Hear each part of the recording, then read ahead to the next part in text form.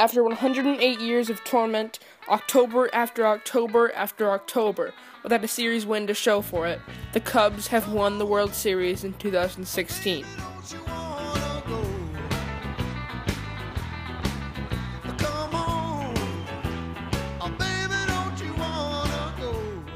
The celebratory parade was attended by 5 million people, the 7th largest gathering in human history.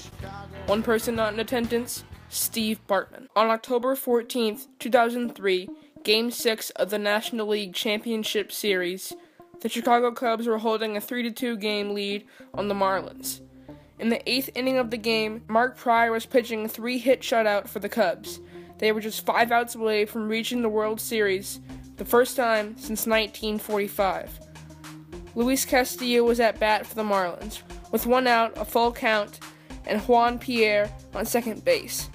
Castillo hits a pop foul ball to the left field corner, in the vicinity of the now famous seat, aisle 4, row 8, seat 113. Left fielder Moises Alou goes for the ball.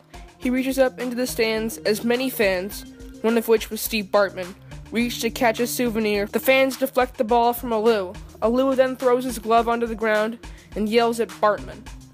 Umpire Mike Everett ruled there was no fan interference, and that should have ended it. But everything had just begun. 8 runs later, the Cubs lose, Marlins win.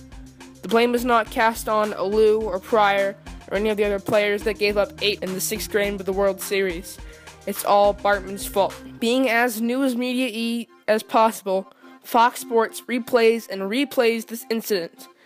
All hopes Bartman had for this incident to die down were lost. Bartman, along with his 2 friends, get escorted out of Wrigley, and Steve Bartman is never seen again. This poor guy, a 26-year-old at the time, human resources worker from Chicago, who coached a Little League team. I mean, come on!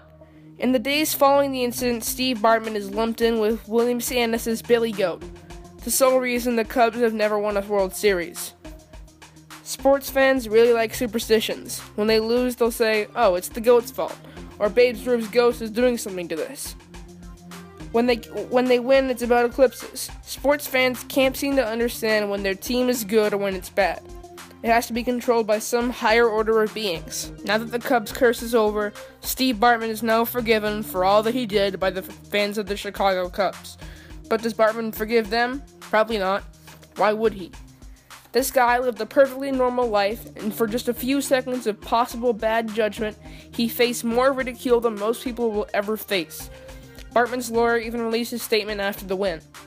The one thing that Steve and I did talk about was if the Cubs were to win, he did not want to be distracting to the accomplishments of the players and the organization. Steve Bartman was not in attendance with those 5 million as far as I know. But what do we know? He might have put on his cap, his Walkman, his green turtleneck, and enjoyed the win of his beloved Cubbies. All curses and wrongdoing aside, congrats, Cubs.